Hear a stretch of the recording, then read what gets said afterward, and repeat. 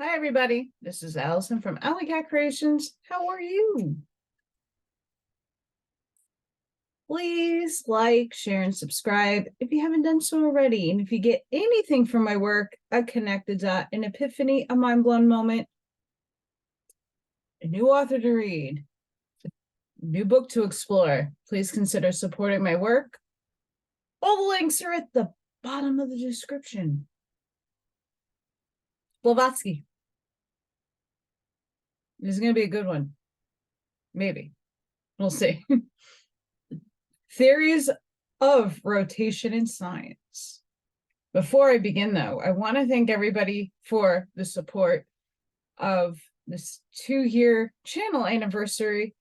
Got to celebrate something. I don't have many things in my life that I celebrated. I never got married.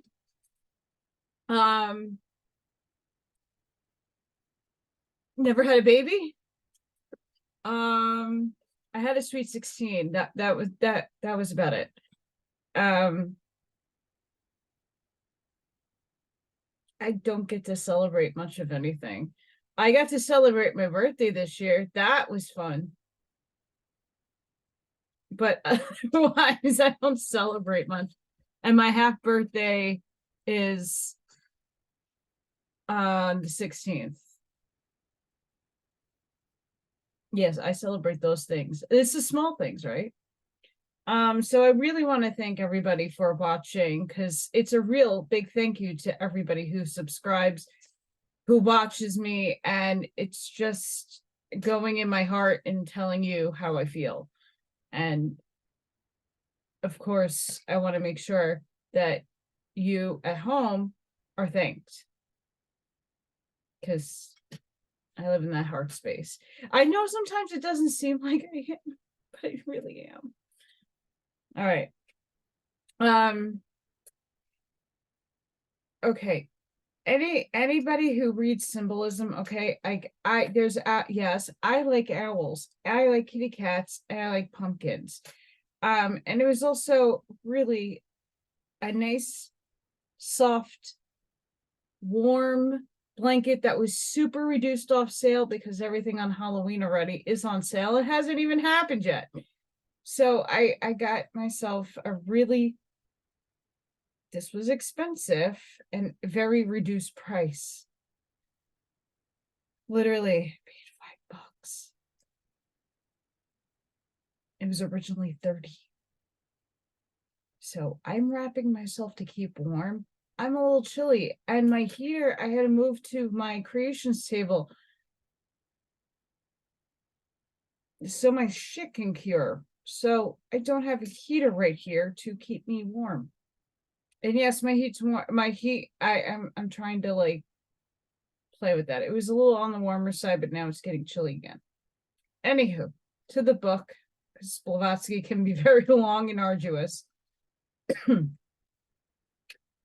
Considering that, quote, final cause is pronounced a chimera, and the first great cause is reminded. Sorry, guys. Wow. Okay, I have to make this bigger. Remained to the sphere of the unknown, end quote. As a reverend gentleman justly complains, the number of hypotheses put forward, a nebula in itself, is most remarkable.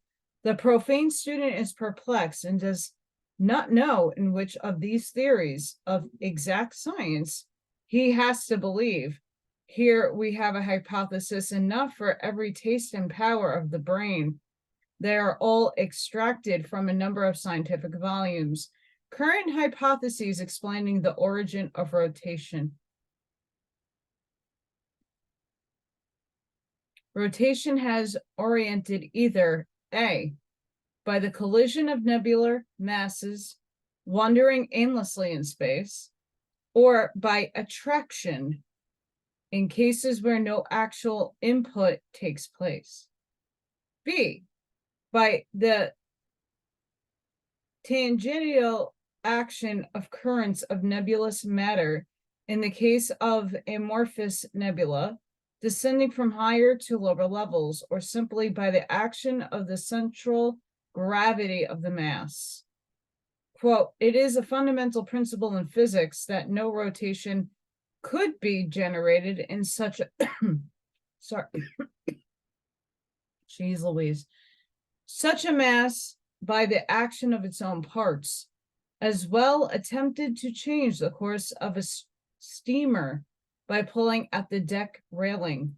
Remarks to the Professor Winchell in World Life. Hypothesis of the origin of the 7 planets and comets. A, we owe the birth of the planets, 1, to an explosion of the sun, perturbation of its central mass, or 2, to some kind of disruption of the nebular rings. B, the comets are strangers to our planetary system. The comets are undeniably generated in our solar system. C, the fixed stars are motionless, says one authority. All the stars are actually in motion, answers another authority. Undoubtedly, every star is in motion. For over 350 million years, the slow and majestic movement of the sun around its axis has never for a moment ceased. And they're just listing all the people who are saying it, and it's all in different languages. And the sun having Alcyone in the Pleiades for the center of its orbit consumes 180 million of years in completing its revolution. And also that the sun has existed no more than 15 million years and will emit heat for no longer than 10 million years more. A few years ago, the eminent scientist was telling the world that the time required for the Earth to cool from incipient incrustation to its present state could not exceed 80 million years. If the encrusted age of the world is only 40 million, or half of the duration once allowed, and the sun's age only 15 millions, have we to understand that the Earth was at one time independent of the sun? Since the ages of the sun, planets, and the Earth, as stated in many scientific hypotheses of the astronomers and physicists, are given elsewhere, we have said enough to show the disagreement between the ministers of modern science, whether we accept the 15 million years of Sir W. Thomson or the 1,000 millions of Mr. Huxley. For the rotational evolution of our solar system, it will always come to this: by accepting self-generated rotation for the heavenly bodies composed of inert matter and yet moved by their own internal motion for millions of years, this teaching of science amounts to A, an evident denial of that fundamental physical law, which states that a body in motion tends constantly to inertia, to continue in the same state of motion or rest, unless it is stimulated into further action by a superior active force. B, 2, an original impulse which culminates in an unalterable motion within a resisting ether that Newton had declared incompatible with that motion. C, universal gravity, which we are taught always tends to a center in rectilinear descent, alone the cause of the revolution of the world, the whole solar system, which is performing an eternal double gyration, each body around its axis in orbit. Another occasional version is D, a magnet in the sun, or the said revolution due to a magnetic force, which acts just as gravitation does in a straight line, varying inversely as the square of the distance. Kolbum's law? I am totally butchering that last name. E, the whole acting under invariable and changeless laws, which are nevertheless often shown variable, as during some well-known freaks of planets and other bodies, as also when the comets approach to or recede from the sun. F, a motor force always proportionate to the mass it is acting upon, but independent of the specific nature of that mass to which it is proportionate, which amounts to saying, as Le Courtier does, that without the force independent from and of quite another nature than that said mass, the later, were it as huge as Saturn or as tiny as Ceres, would always fall with the same rapidity. A mass, furthermore, which derives its weight from the body of which it weighs. Thus, neither Laplace's perceptions of a solar atmospheric fluid, which could extend beyond the orbits of the planets, nor Le Courtier's electricity, nor Foucault's heat, nor this nor the other, can ever help any of the numerous hypotheses about the origin and permanency of rotation to escape from the squirrel's wheel any more than the theory of gravity itself. This mystery is the Procrustean bed of physical science. If matter is, as now taught, passive, the simplest movement cannot be said to be an essential property of matter. If the latter is simply an inert mass, how then can such a complicated movement, compounded and multiplied harmoniously and equilibrated, lasting in the eternities for millions and millions of years, be attributed simply to its own inherent force, unless the latter is an intelligence? Aha! A physical will is something new, a conception that the ancients would have never entertained. Indeed, we talk of the weight of the heavenly bodies, says an astronomer, but since it is recognized that the weight decreases in proportion to the distance from the center, it becomes evident that at a certain distance, the weight must be forcibly reduced to zero. Where there any attraction, there would be equilibrium. And since the modern school recognizes neither a beneath nor an above in universal space, it is not clear what should cause the earth to fall, were there even no gravitation nor attraction. Methinks the Count de Maistre was right in solving the question in its own theological way. He cuts the Gordian knot by saying, the planets rotate because they are made to rotate, and the modern physical system of the universe is a physical impossibility. For did not Herschel say the same thing when he remarked that there is a will needed to impart a circular motion and another will to restrain it? This shows and explains how a retarded planet is cunning enough to calculate so well its time as to hit off its arrival at the fixed minute.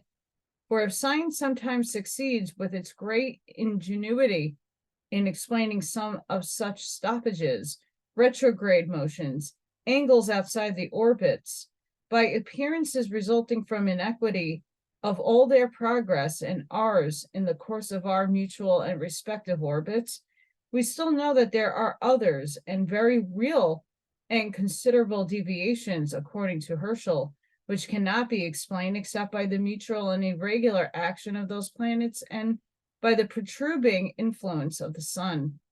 We understand, however, that there are, besides those little and accidental perturbations, continuous perturbation called secular, because of the extreme slowness with which the irregularity increases and affects the relations of the elliptic movement, and that these perturbations can be corrected. From Newton, who found that this world needed repairing very often, down to Raynaud, all say the same. In his another language, of words I can't pronounce. The latter speaks. The orbits described by the planets are being very far from immutable. On the contrary, subject to a perpetual mutation in their position and form. All proved gravitation and the peripractic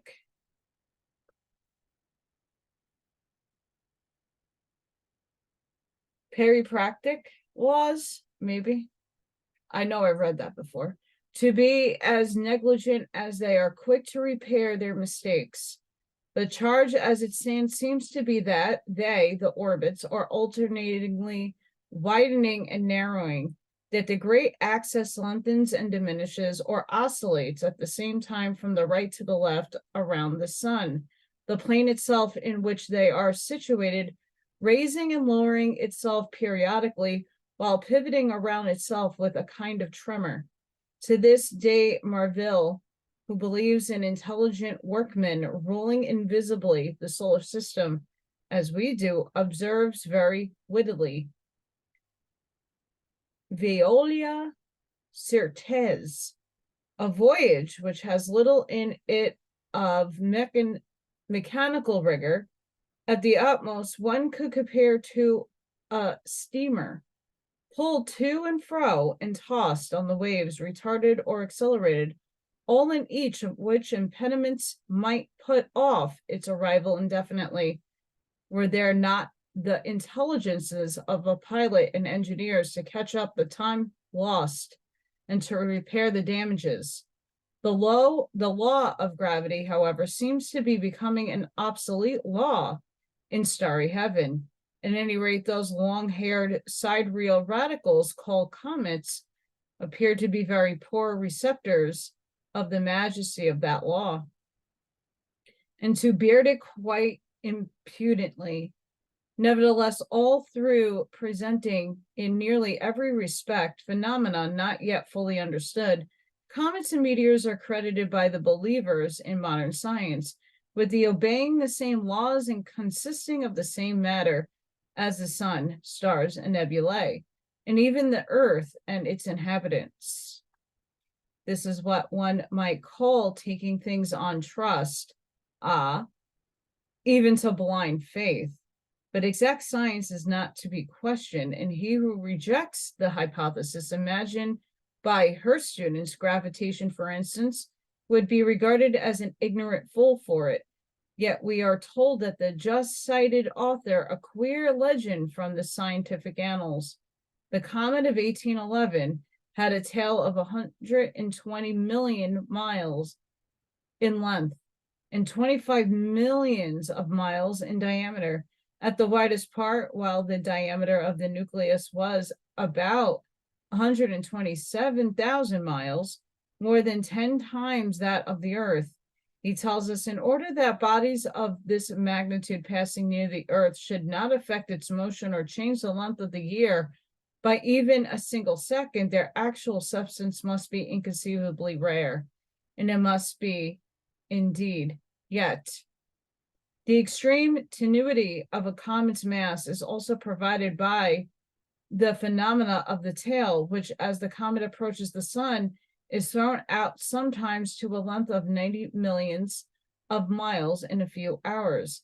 And what is remarkable, this tail is thrown out against the force of gravity by some repulsive force, probably electrical, so that it always points away from the sun. And yet, thin as the matter of comets must be, it obeys the common law of gravity? Question mark. And whether the comet revolves in an orbit within that of the outer planets, or shoots off into the abysses of space and returns only after 100 of years, its path is at an instant regulated by the same force as that which causes an apple to fall from the ground. Science is like Caesar's wife and must not be suspected. This is evident. That's hilarious. But it can be respectfully criticized nevertheless. At all events, it may be reminded that the apple is a dangerous fruit. For the second time in the history of mankind, it may become the cause of the fall, this time, of exact science. A comet whose tail defies the law of gravity right in the sun's face can hardly be credited with obeying that law. In a series of scientific works on astronomy and the nebular theory, written between 1865 and 1866, the present writer, a poor tyro in science, has counted in a few hours no less than 39 contradictory hypotheses offered as explanations for the self-generated primitive rotary motion of the heavenly bodies. The writer is no astronomer, no mathematician, no scientist, but was obliged to examine these errors in defense of occultism in general, and what is still more important, in order to support the occult teachings, sorry guys, concerning astronomy and cosmology. Occultists were threatened with terrible penalties for questioning scientific truths. But now they feel braver. Science is less secure in its impregnable position that they were led to expect, and many of its strongholds are built on very shifting sands. Let's hope that fixes that. Thus, even this poor, unscientific examination of it was useful, and it was certainly very instructive. We have learned a good many things, in fact, having studied with particular care, especially those astronomical data that would be the most likely to crash with our heterodox and superstitious beliefs. So, for instance, we have found there concerning gravitation, the axial and orbital motions that synchronous, sorry guys, geez Louise, moment having been once overcome in the early stage. It was enough to originate a rotary motion till the end of the Manvarata. We have also come to know in all the aforesaid combinations of possibilities with regard to incipient rotation, most complicated in every case, some of the causes to which it may have been due, as well as some others to which it ought and should have been due, but in some way or another was not. Among other things, we were informed that the incipient rotation may be provoked with equal ease in a mass ingenious fusion, and in one that is characterized by glacial opposite, heaven and earth. That gravitation is a law which nothing can overcome, but which nevertheless is overcome in and out of season by the most ordinary celestial or terrestrial bodies, the tails of imprudent comets, for instance, that we owe the universe to the holy creative trinity called inert matter, senseless force, and blind chance. Of the real essence and nature of any of these three, science knows nothing, but this is a trifling detail. Ergo, we are told that when a mass of cosmic or nebular matter, whose nature is unknown, entirely so, and which may be in a state of fusion, place, or dark and cold, Thompson, for this intervention of heat is itself a pure hypothesis, decides to exhibit its mechanical energy under the form of rotation. It acts in this wise. The mass, either bursts into spontaneous conflagration, or it remains inert, timbrous, and frigid, both states being equally compatible of sending it, without any adequate cause, spinning through space for millions of years. Its movements may be retrograde and they may be direct, about 100 various reasons being offered for both motions, and about as many hypotheses. Anyhow, joining the maze of stars, whose origin belongs to the same miraculous and spontaneous order, For the nebular theory does not profess to discover the origin of things, but only a stadium in material history. Those millions of suns, planets, and satellites composed of inert matter will whirl on in most impressive and majestic symmetry around the firmament, moved and guided only their inertia notwithstanding by their own internal motion. Shall we wonder after this if learned mystics, pious Roman Catholics, and even such learned astronomers as were Chabard and Godfrey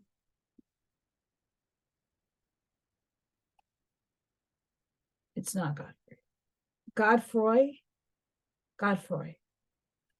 have preferred the Kabbalah and the ancient systems of modern dreary and contradictory exposition of the universe?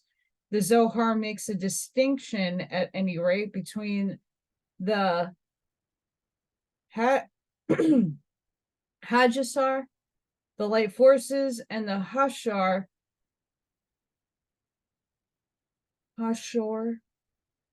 something like that, reflected lights, and the simple phenomena exteriorly of the spiritual types. The question of gravity may now be dismissed and other hypotheses examined. That physical science knows nothing of forces is clear.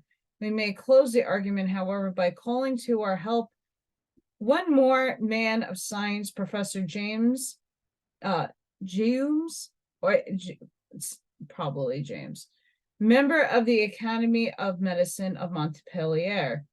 Says he learned man, speaking of forces, a cause is that which is essentially a action in the genealogy of phenomena, in every production as in every modification. I said that activity or force was invisible. To suppose it corporeal and residing in the properties of matter would be a gratuitous hypothesis. To reduce all the causes to God would amount to embarrassing oneself with a hypothesis hostile to many varieties. But to speak of a plurality of forces proceeding from the deity and possessing inherent powers of their own is not unreasonable. And I am disposed to admit phenomena produced by intermediate agents called forces or secondary agents. The distinction of forces is that the principle of the division of sciences. So many real and separate forces, so many mother sciences.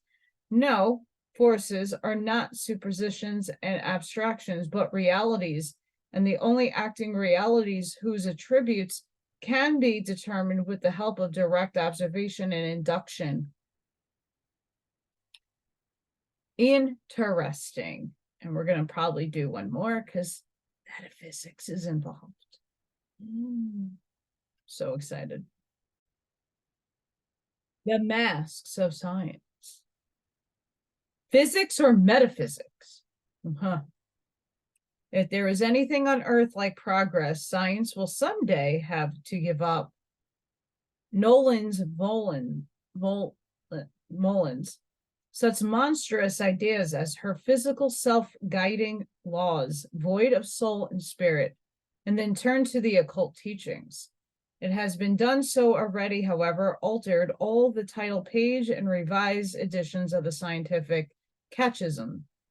It is now over half a century since, in comparing modern with ancient thought, it has been found that, however different our philosophy may appear from that of our ancestors, it is nevertheless composed only of additions and subtractions taken from the old philosophy and transmitted drop by drop through the filter of antecedents. The fact was well known to Faraday, love the cloth, and other eminent men of science. Atoms, ether, evolution itself all comes to modern science from ancient notions. All is based on, I swear it's not my throat chakra. I'm not. All comes from modern science. From ancient notions, all is based on the conceptions of the archaic nations, conceptions for the profane under the shape of allegories, plain truths taught during the initiations to the elect, which truths have been partially divulged through Greek writers and have descended to us. This does not mean the occultism has ever had the same views on matter, atoms, and ether as found in the exotericism of the classical Greek writers.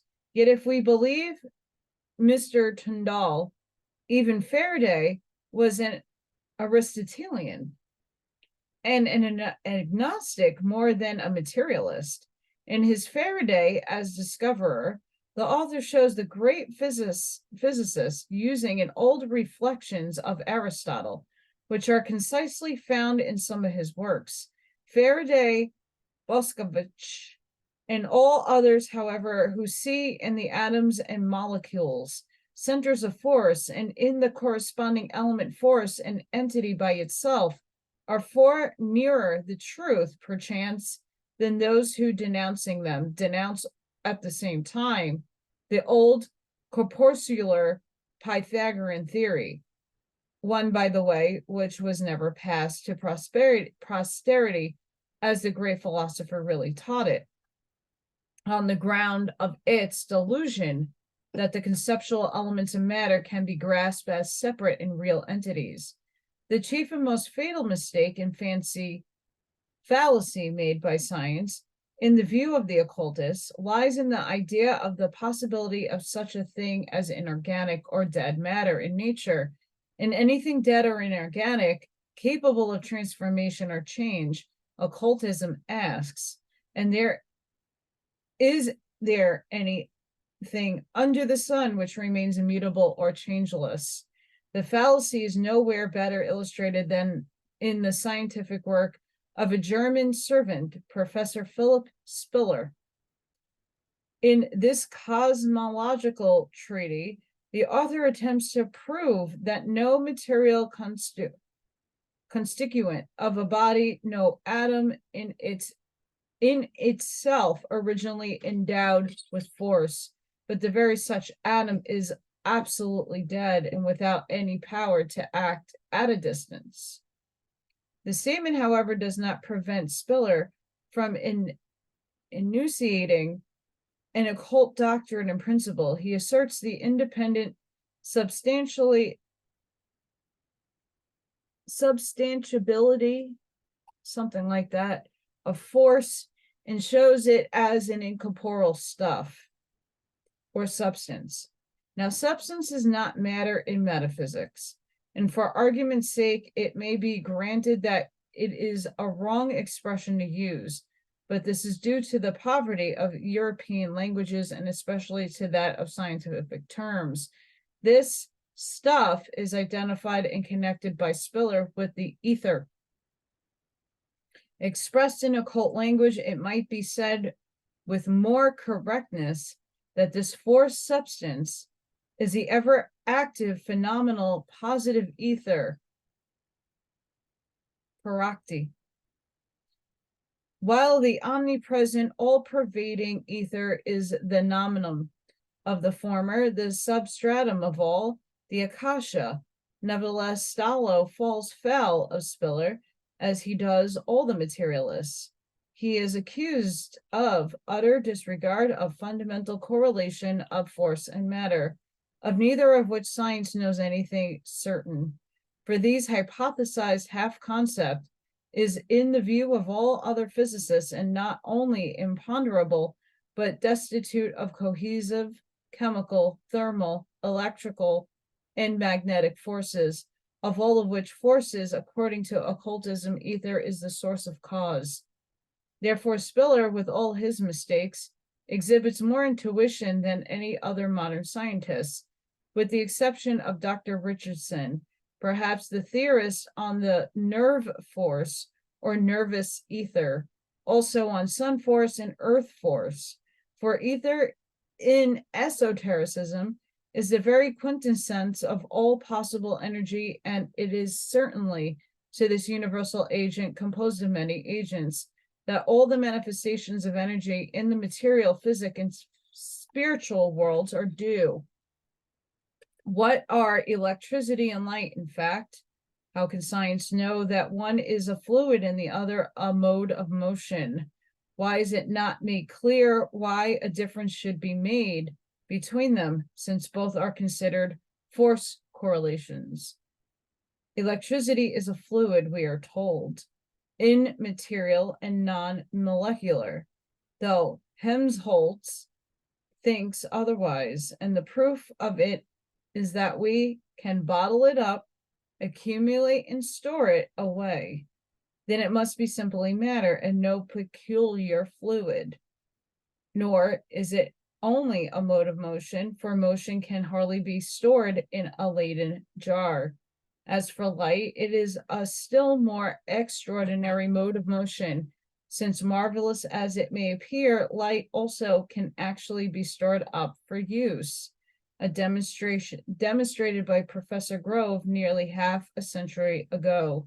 Take an engraving which has been kept for some days in the dark, expose it to full sunshine, that is, insulated for 15 minutes, lay on sensitive paper in a dark place, and at the end of 24 hours, it will have left an impression of itself on the sensitive paper, the white coming out as blacks.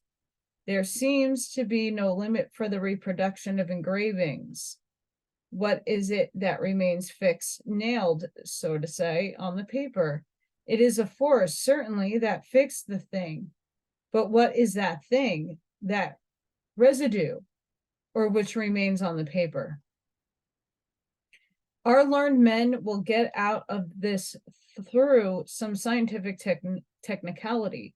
But what is it that is intercepted so as to imprison a certain quantity of its own glass, paper, or wood? Is it motion or is it force?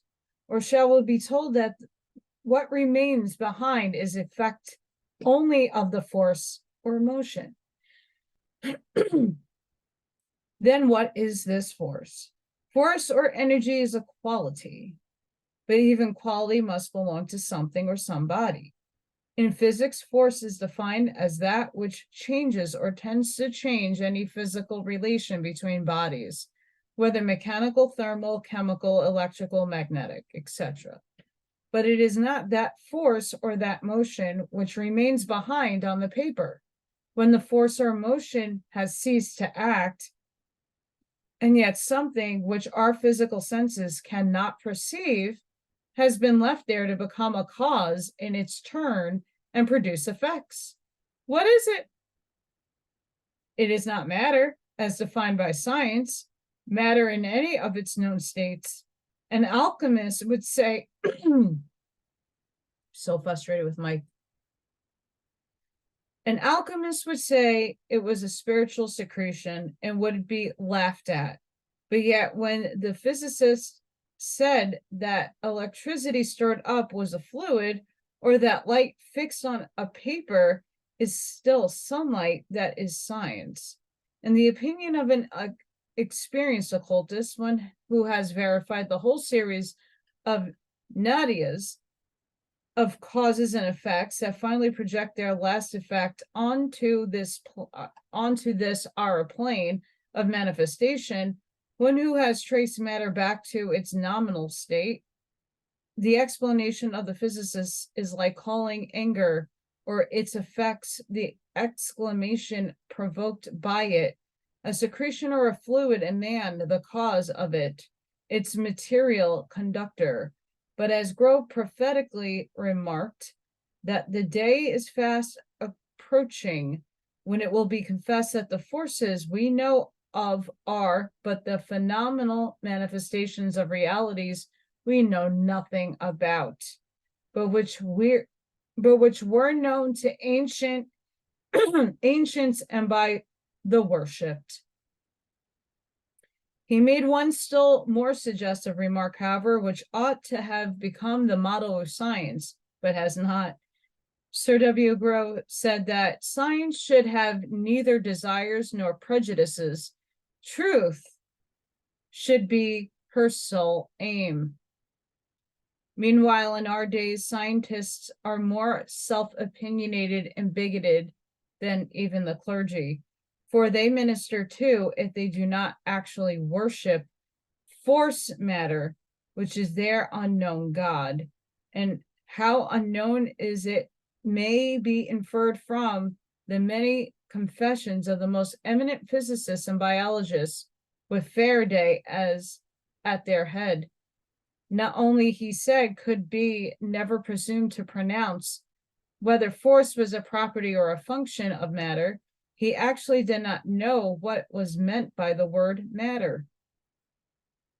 There was a time, he added, when he believed he knew nothing of matter, but the more he lived and more carefully he studied it, the more he became convinced of his utter ignorance of the nature of matter.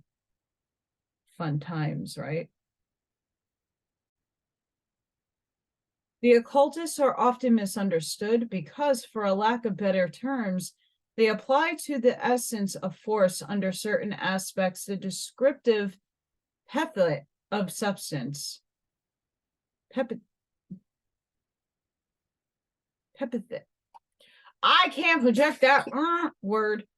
Now, the names for the varieties of substance on different planes of perception and being are legion.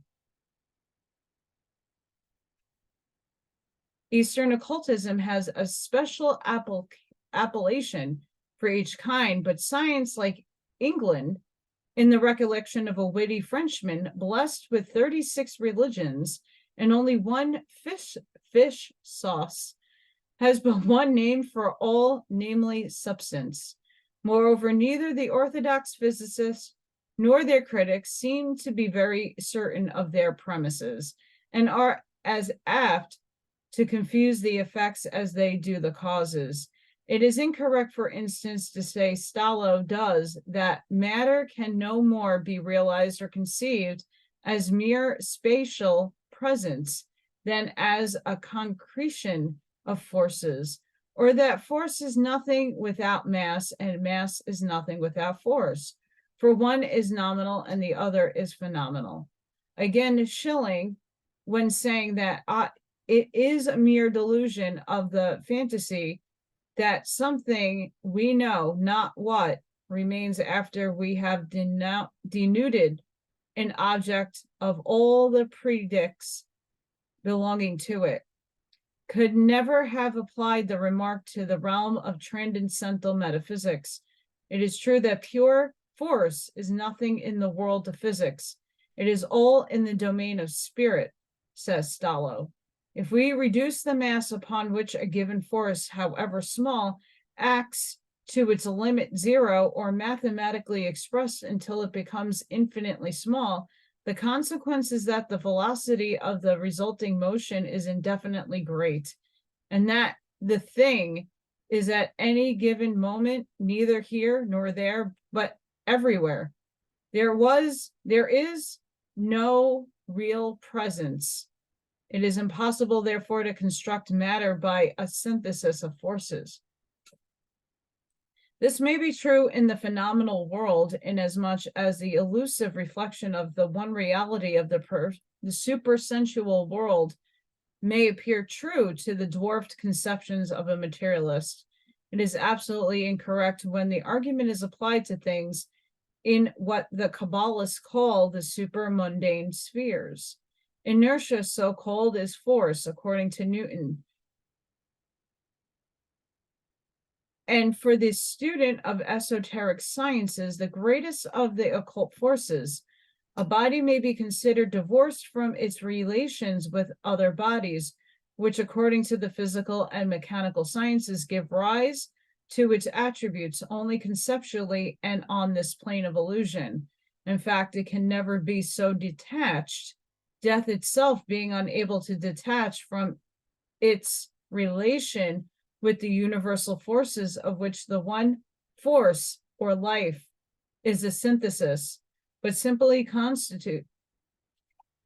continues such interrelation on another plane. But what if Stallo is right?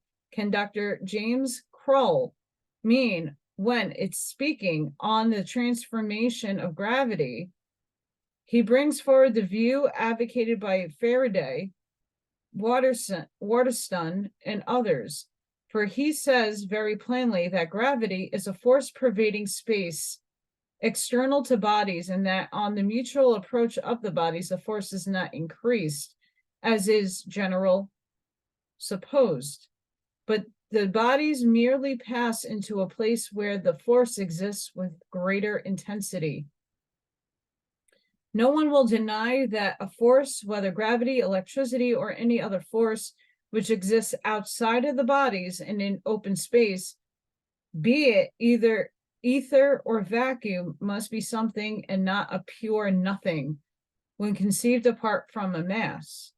Otherwise, it could hardly exist in one place with a greater and in another with reduced intensity.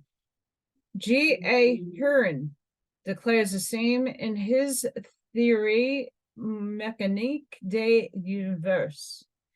He tries to demonstrate that the atom of the chemist is not an entity of pure convention or simply an explicative device, but that it exists really, that its volume is unalterable, and that consequently it is not elastic. Force, therefore, is not in the atom. It is in the space which separates the atoms from each other. The above cited views expressed by two men of science of great eminence in their respective countries show that it is not in the least unscientific to speak of the substantiality of the so-called forces. Subject to some future specific name, the force is substance of some kind and can be nothing else. And perhaps one day science will be the first to re-adopt the derided name of Philogostian.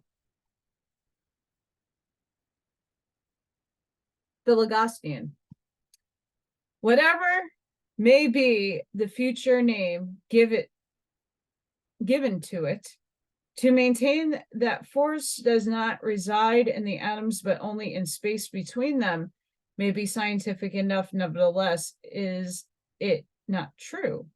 To the mind of an occultist, it is like saying the water does not reside in the drops of which the ocean is composed, but only in the space between those drops. The objection made that there are two distinct schools of physicists, by one of which the force is assumed to be an independent substantial entity, which is not a property of matter, nor is it essentially related to matter. It is hardly likely to help the profane to any clearer understanding. It is, on the contrary, still more calculated to throw the question into greater confusion than ever. For force is then neither this nor the other. By viewing it as an independent substantial entity, the theory extends the right hand of a fellowship to occultism, while the strange contradictory idea that it is not related to matter otherwise than by its power to act upon it leads physical science to the most absurd contradictory hypothesis. Whether force or motion, occultism, seeing no difference between the two, never attempts to separate them. It cannot act for the adherents of the automechanical theory one way and for those of the rival school in another. Nor can the atoms be in one case absolutely uniform in size and weight, and in the other vary in their weight. Of Grando's law, if I'm saying that name right. For in the words of the same able critic, while the absolute equality of the primordial units of mass is thus an essential part of the very foundations of a mechanical theory, the whole modern science of chemistry is based upon a principle directly submersive of it, a principle of which it has recently been said that it holds the same place in chemistry that the law of gravitation does in astronomy. This principle is known as the law of Avogadro or Ampere. This shows that either modern chemistry or modern physics is entirely wrong in its respective fundamental principles. For if the assumption of atoms or of different specific gravities on the basis of the atomic theory in physics is deemed absurd, and chemistry meets nevertheless on its opposite basis, in the question of the formation and transformation of chemical compounds with unfailing experimental verification, then it becomes apparent that it is the automechanical theory which is untenable. The explanations of the latter, that the differences of weight are only differences of density, and differences of density are differences of distance between the particles contained in a given space, are not really valid, because before a physicist can argue in his defense that is in the atom there is no multiplicity of particles and no void of space, hence differences of density or weight are impossible in the case of atoms. He must first know what an atom is in reality, and that he cannot know. He must bring it under the observation of at least one of his physical senses, and that he cannot do, for the simple reason that no one has ever seen, smelt, heard, touched, or tasted an atom. The atom belongs wholly to the domain of metaphysics. It is an entified abstraction, at any rate, for physical science, and has not to do with physics, strictly speaking, as it can never be brought to the test of retort or balance. The mechanical conception, therefore, becomes a jumble of the most conflicting theories and dilemmas in the minds of the many scientists who disagree on this, as on other subjects, the evolution of which the Eastern occultist who follows the scientific strife beholds in the greatest bewilderment. To conclude on the question of gravity, how can science presume to know anything certain of it? How can it maintain its position and its hypothesis against those of the occultists who see it gravity only sympathy and apathy, antipathy, or attraction and repulsion caused by physical polarity on our terrestrial plane and by spiritual causes outside of its influence? How can they disagree with the occultists before they agree among themselves? Indeed, one hears of the conversation of energy and in some breath of the perfect hardness and inelasticity of the atoms, of the kinetic theory of gases, between identical with potential energy, so-called, and at the same time of the elementary units of mass being absolutely hard and inelastic. An occultist opens a scientific work and reads as follows: physical atomists derives all the qualitative properties of matter from the forms of atomic motion. The atoms themselves remain as elements utterly devoid of property. Chemistry in its ultimate form must be atomic mechanics. And a moment after he is told that, gases consist of atoms, which behave like a solid, perfectly elastic spheres. Finally, to crown all, Sir W. Thomson is found declaring that we are forbidden by the modern theory of the conservation of energy to assume an elasticity or anything short of perfect elasticity of the ultimate molecules, whether of ultra mundane or mundane matter. But what do the men of true science say to all of this? By the men of true science, we mean those who care too much for the truth and too little for their personal vanity to dogmatize anything as the majority do. There are several among them, perhaps more than dare publish openly their secret conclusions for fear of the cry, "Stone him to death!" Men whose institutions have made them span the abyss that lies between the terrestrial aspects of matter and the, to us, on our plane of illusion, subjugated, transcendently objective substance, and led them to proclaim the existence of the latter. Matter, to the occultist, it must be remembered, is that totality of existence in the cosmos, which falls within any of the planes of possible perception. We are but too well aware that the orthodox theories of sound, heat, light are against the occult doctrines, but it is not only enough for the men of science or their defenders to say that they do not deny dynamic power to light and heat and urge us to prove the fact that Mr. Crookes radiometer has unsettled no views. If they would fathom the ultimate nature of these forces, they have first to admit their substantial nature, however supersensuous. Neither do the occultists deny the correctness of the vibratory theory. Only they limit its functions to our earth, declaring its inadequacy on the other planes than ours. Since masters in the occult science perceive the causes that produce ethereal vibrations, were all these only the fiction of the alchemists or dreams of the mystics, such men as Berzelius, Bilithes, Van Helmont, and so many others, who would have to be regarded as worse than visionaries. They would have to become imposters and deliberate mystificators. The occultists are taken to task for calling the cause of light heat, sound, cohesion, magnetism. Mr. Clerk Maxwell has stated that the pressure of strong sunlight on a square mile is about 3, I need glasses, 1/4 pounds. It is, they are told, the energy of the Murad ether waves. And when they are called a substance impinging on that area, their explanation is proclaimed unscientific. There is no justification for such an accusation.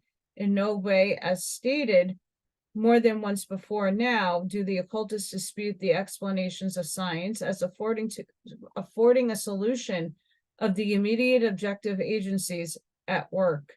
Science only errs in believing that because it has detected in vibratory waves the proximate cause of these phenomena, it has therefore revealed all that lies beyond the threshold of sense. It merely traces the sequence of phenomena on the plane of effects, illusory projections from the region that the occultism has long since penetrated. And the latter maintains that those etheric tremors are not, as asserted by science, set up by the vibrations of the molecules of known bodies, the matter of our terrestrial objective consciousness, but that we must seek for the ultimate causes of light, heat, etc., in matter existing in supersensuous states. States, however, as fully objective to the spiritual eye of man as a horse or a tree is to the ordinary mortal. Light and heat are the ghost or shadow of matter in motion. Such states can be perceived by the seer or the adept during the hours of trance under the Sushumna ray and the first of the 7 mystic rays of the sun. Thus, we put forward the occult teaching which maintains the reality of the substantial and supersensible essence of the Akasha, not ether, which is only an aspect of the latter, the nature of which cannot be inferred from the remoter manifestations. It's merely phenomenal phalanx of effects on this terrene plane. Science, on the contrary, informs us that heat can never be regarded as matter in any conceivable state. We also told that the 2 great obstacles to the fluid theory of heat undoubtedly are the production of heat by friction, excitation of molecular motions, the conversion of heat into mechanical motion. The answer given is there are fluids of various kinds. Electricity is called a fluid, and so was heat quite recently. But it was on the supposition that heat was some imponderable substance. This was during the supreme and autocratic reign of matter. When the latter was dethroned and motion was proclaimed the sole sovereign ruler of the universe, heat became a mode of motion. We need not despair. It may become something else tomorrow. Like the universe itself, science is ever becoming and can never say, I am that I am. On the other hand, occult science has its changeless traditions from prehistoric times. It may err in particulars. It can never become guilty of a mistaken question of universal laws simply because that science, justly referred to by philosophy as a divine, was born on higher planes and it was brought on earth by beings who were wiser than man will be, even the seventh race of his own seventh round, and that science maintains that forces are not what modern learning would have them. Magnetism is not a mode of motion, and in this particular case, at least exact modern science is sure to come to grief someday. Nothing at the first blush can appear more ridiculous, more outrageous, absurd than to say, for instance, the Hindu initiated yogi knows really 10 times more than the greatest European physicists of the ultimate nature and constitution of light, and both solar and lunar. Yet why is the Sushumna ray believed to be that ray which furnishes the moon with its borrowed light? Why is it the ray cherished by the initiated yogi? Why is the moon held as the deity of the mind by those yogis? We say because light, or rather all its occult properties, ever combination and correlation of its other forces, mental, physical, psychic, sorry guys, wow, and spiritual, were perfectly known to the old adepts. Therefore, although in its knowledge and ultimate constitution of matter, or in so-called ultimate analysis, as opposed to the proximate in chemistry, occult science may be less well informed as to the behavior of compound elements in various cases of physical correlations. Still, it is immeasurably higher in its knowledge or of the ultimate occult states of matter and of the true nature of matter than all the physicists and chemists of our modern day put together.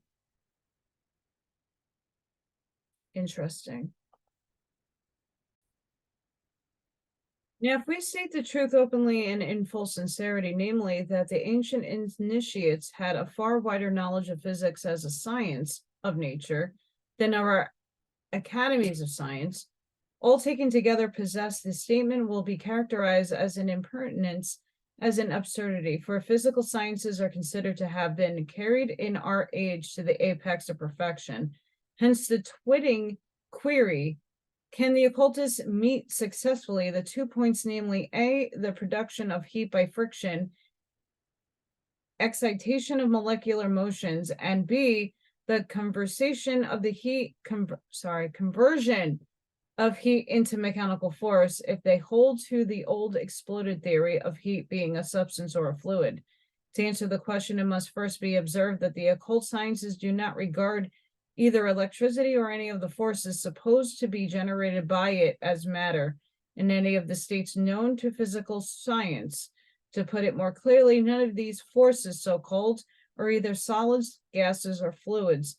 If it did not look panthic, an occultist would even object to electricity being called a fluid, as it is an effect and not a cause.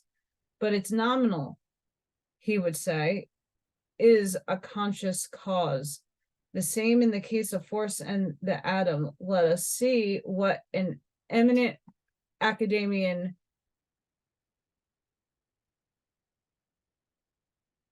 Butler-off, the chemist, had to say about these two abstractions.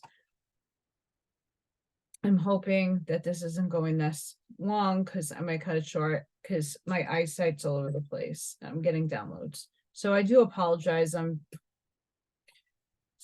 scattered. What is force, argues the great man of science? What is it from a strictly scientific standpoint and as warranted by the law of conservation of energy? Conceptions of force are resumed by our conceptions of this, that, or another mode of motion. Force is thus simply the passage of one state of motion into another state of the same.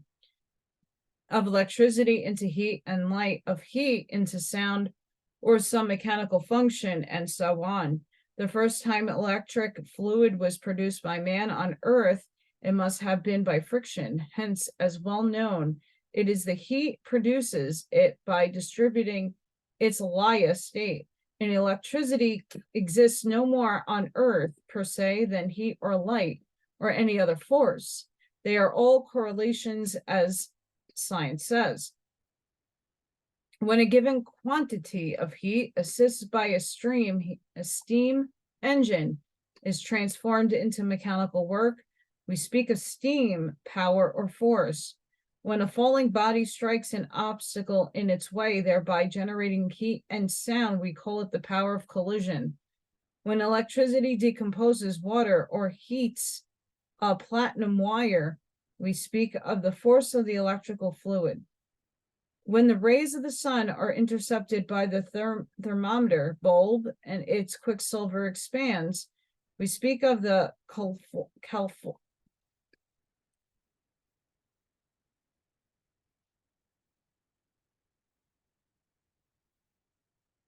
you'll get it. Energy of the sun. I'm not fighting with myself today for getting these words out. In short, when one state of determined quantity of motion ceases, another state of motion equivalent to the preceding takes its place, and the result of such a transformation or correlation is force. In all cases, there's such a transformation or the passage of one state of motion into another is entirely absent. There is no force is possible. Let us admit for a moment an absolutely homogeneous state of universe, and our conception of force falls down to naught. Therefore, it becomes evident that the force which materialism considers as the cause of the diversity that surrounds us is in sober reality only an effect, a result of that diversity. From such a point of view, force is not the cause of motion, but a result, while the cause of the force or forces is not the substance or matter, but motion itself. Matter thus must be laid aside, and with it the basic principle of materialism, which has become unnecessary, as force brought down to a state of motion can give no idea of the substance. If force is the result of motion, then it becomes incomprehensible why the motion should become witness to matter and not to spirit or a spiritual essence. True, our reason cannot conceive of a motion minus something moving, and our reason is right. But the nature or essence of that something moving remains to science entirely unknown, and the spiritualist is much, in such a case, as much right to attribute it to a spirit as a materialist to creative and all potential matter. A materialist has no special privileges in this instance, nor can he claim any. The law of conservation of energy, as thus seen, is shown to be illegitimate in the pretensions and claims in this case. The great dogma, no force without matter and no matter without force, falls to the ground and loses entirely the solemn significance with which materialism has tried to invest it. The conception of force still gives no idea of matter and compels us in no way to see it, the origin of all origins. We are assured that real science is not materialistic, and our own conviction tells us that it cannot be so when its learning is real. There is a real good reason for it, well defined by some physicists and chemists themselves. Natural sciences cannot go hand in hand with materialism. To be at the height of their calling, men of science have to reject the very possibility of materialistic doctrines having aught to do with atomic theory. And we find the Lang, Butler-Uff, Du Bois, Raymond, the later probably unconsciously, and several others have proved it. And it is furthermore demonstrated by the fact that Kananda in India and Leucippus, Democritus, and after them Epicurus, the earliest atomists in Europe, while propagating their doctrine or definite proportions, believed in gods or supersensuous entities at the same time. Their ideas upon matter thus differed from those now prevalent. We must be allowed to make our statement clearer in a short synopsis of the ancient and modern views of philosophy upon atoms, and thus prove that the atomic theory kills materialism. From the standpoint of materialism, which reduces the beginning of all matter, the universe consists in its fullness of atoms and vacuity. Even leaving aside the axiom now absolutely demonstrated by a telescope and microscope taught by the ancients that nature abhors vacuum. What is an atom? It is, we are answered by science, writes Professor Butleroff, the limited division of substance, the indivisible particle of matter. To admit the divisibility of atom amounts to an admission of the infinite diversibility of substance, which is equivalent to reducing substance to nihil, nothing. Owing to a feeling of self-preservation alone, materialism cannot admit infinite divisibility. Otherwise, it would have to be bid farewell forever to its basic principle and thus sign its own death warrant. Bruckner, for instance, like a true dogmatic in materialism, declares that to accept infinite divisibility is absurd and amounts to doubting the very existence of matter.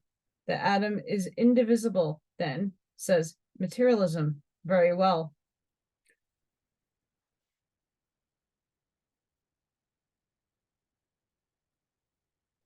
And I am going to leave it there because I can't see the little print. And even if I expand it, and I'll lose everything, and it's getting really late. So we will pick up the next time to finish this section. It is probably very long, and I wasn't trying to read a short one, but not too much of a long one. But this is incredibly getting me squirrely. And that's only because I need glasses and I can't afford to go to the guy to get me glasses. So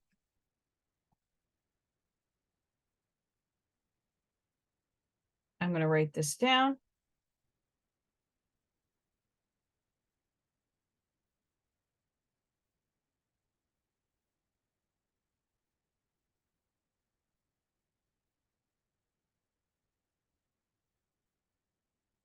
So that I know where I'm taking the next reading from.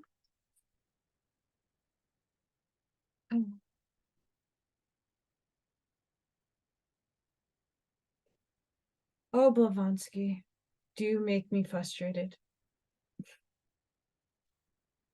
What frustrates me more is that my mouth and what goes on in my head, like seeing the word and pronouncing it properly in my head, and I just can't get it out. It's very frustrating. I'm still working on it. So please give me some grace with that. And I got papers that fell. Yeah, so yeah, this goes on for at least another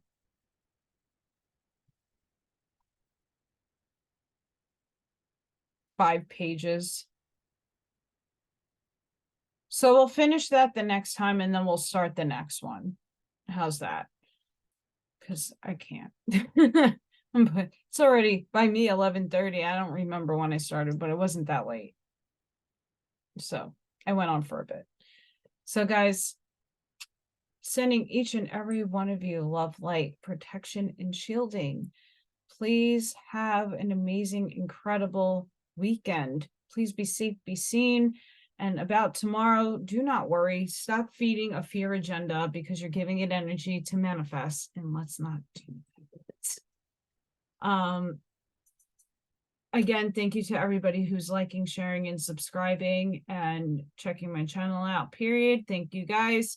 Again, I'm sorry this was a little bananas, but there's some things in there. And again, you have to put into perspective when this was written.